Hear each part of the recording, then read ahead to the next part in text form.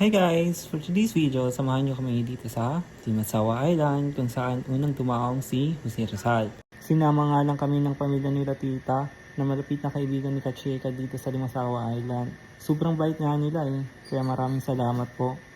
At ito na po, papunta na kami sa cottage namin. White sand nga pala dito at asul ang tubig. May makikita din palang mga pawikan dito pag season nila ng pangingitlog. Pero di ata season sa papunta namin ngayon. At kinabukasan, sinundo na kami ng tour guide namin para malibot ang Limasawa Island. Unang pinuntahan nga namin yung simbahan kung saan unang pinagminsahan ni Ferdinand Magellan dito sa Pilipinas.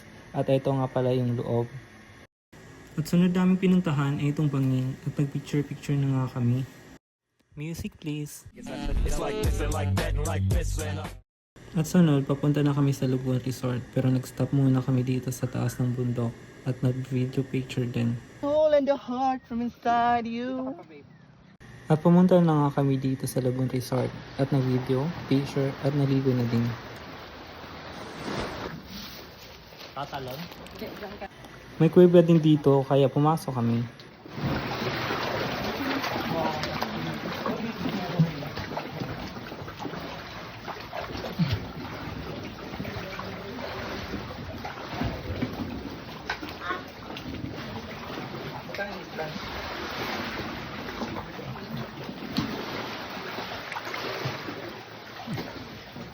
Nakakatakot.